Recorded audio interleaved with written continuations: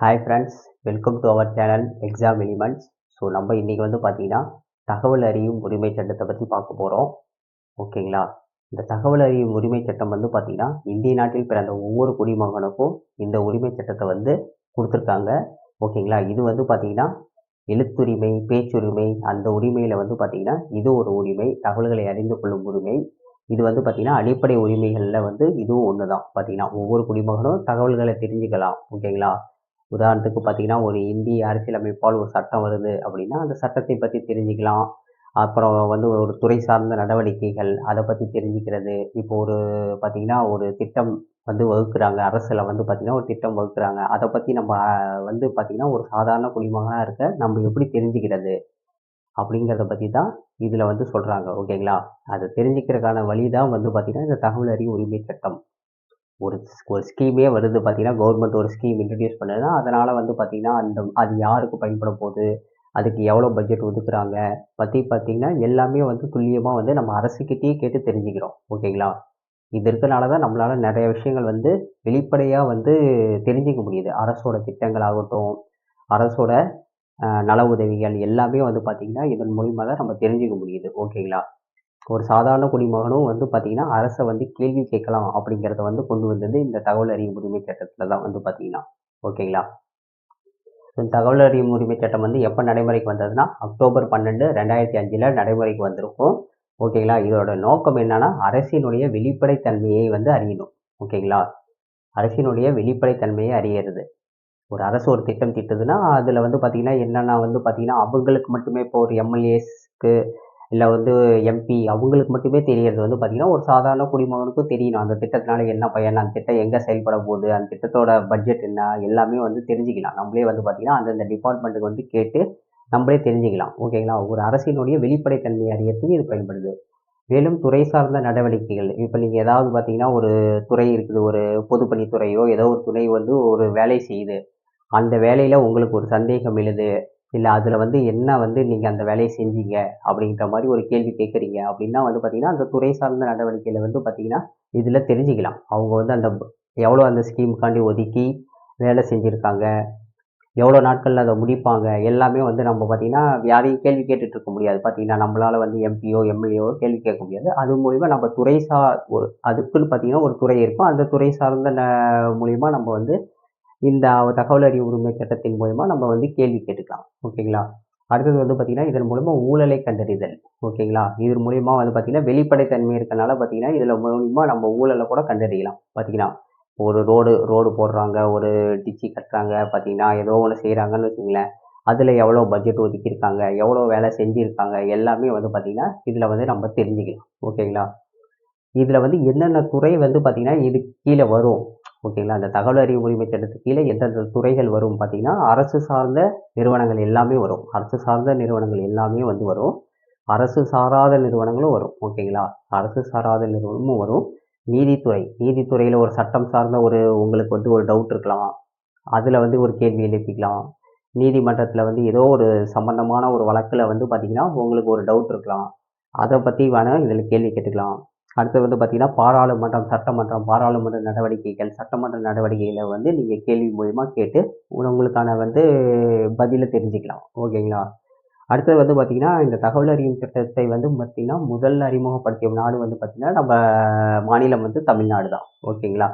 அடுத்தது வந்து பார்த்தீங்கன்னா, இப்ப அதிகார வரம்புக்குள் வர்றத பார்த்துட்டோம். அதிகார வரம்புக்குள் வராத துறை எது எதுன்னு பார்க்கலாம் பார்த்தீங்கன்னா, அது வந்து பார்த்தீங்கன்னா, மத்திய உளவுத்துறை.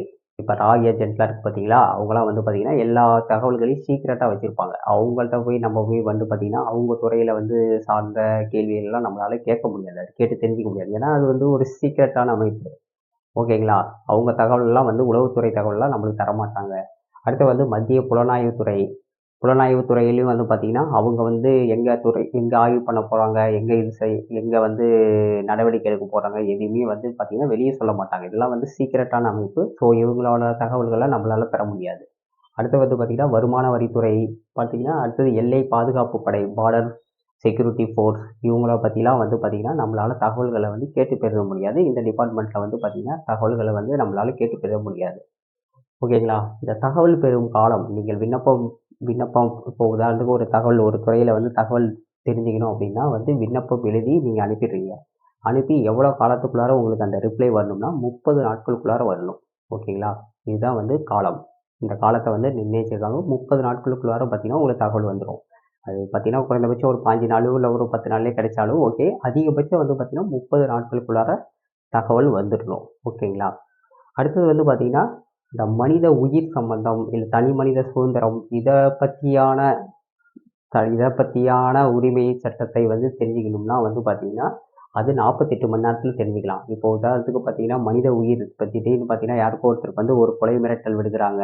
அது யாருன்னு நான் தெரிஞ்சுக்கணும் அப்படின்னு சொல்லிட்டு ஒரு மனித உயிர் சம்பந்தமான விஷயங்கள் இருக்குன்னு பார்த்தீங்கன்னு வச்சுங்களேன். அந்த மாதிரி சட்டங்கள் அந்த மாதிரி இதெல்லாம் வந்து பார்த்தீங்கன்னா டீட்டெயில்ஸ்லாம் வந்து பார்த்தீங்கன்னா உங்களுக்கு 48 மணி நேரத்திலேயே தகவல் வந்து அளிச்சிருவாங்க. ஓகேங்களா? அடுத்தது வந்து பார்த்தீங்கன்னா இப்போ சப்போஸ் வந்து ஒரு 30 நாட்களில் வந்து பார்த்தீங்கன்னா உங்களுக்கு வந்து உங்கள் கேட்ட கேள்விக்கு அவங்க பதில் சொல்லிட்டாங்கன்னு வச்சுங்களேன். அந்த பதிலில் வந்து உங்களுக்கு திருப்தி இல்லை. ஓகேங்களா? மேல்முறையீடு பண்ணணும்னு நினைக்கிறீங்க அப்படின்னா வந்து பார்த்தீங்கன்னா ஃபஸ்ட்டு மேல்முறையீடு வந்து பார்த்தீங்கன்னா 30 நாட்களுக்குள்ளார நீங்கள் பண்ணிக்கலாம். ஓகேங்களா? ஃபஸ்ட்டு மேல்முறையீடு 30 நாட்களுக்குள்ளார பண்ணிக்கலாம். அடுத்த மேல்முறையீடு அதுவும் திருப்தி இல்லை அப்படிங்கிற பட்சத்தில் மத்திய தகவல் ஆணையம் மாநில தகவல் ஆணையத்திலே நீங்கள் போய் மேல்முறையீடு பண்ணலாம்.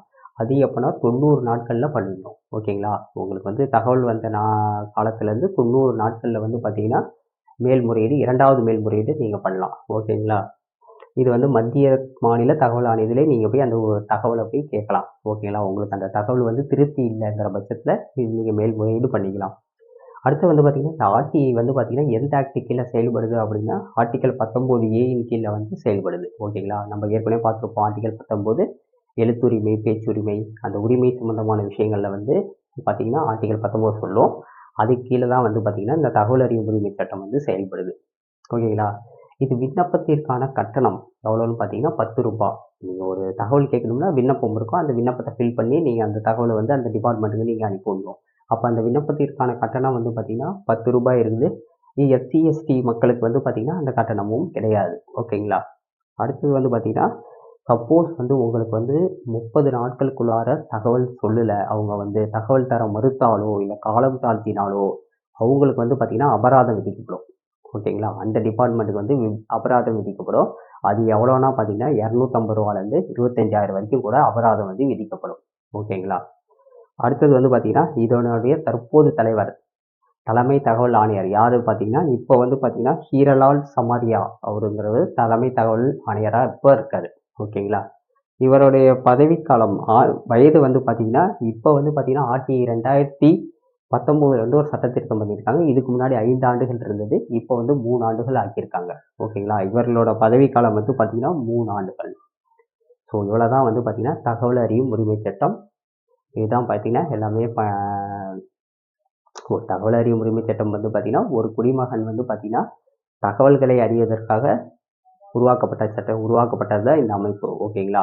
இதை நல்லா தெரிஞ்சு வச்சுங்க. இதில் இருக்க பாயிண்ட்ஸ் வந்து ரொம்ப முக்கியம். இதுதான் வந்து எக்ஸாம் பாயிண்ட் ஆஃப் வியூவில் உங்களுக்கு கேட்பாங்க. ஓகேங்களா? அடுத்தது வந்து நம்ம வந்து மத்திய தகவல் ஆணையம் மாநில தகவல் ஆணையம் இதெல்லாம் வந்து அடுத்த வீடியோவில் பார்க்கலாம். Okay, thank you.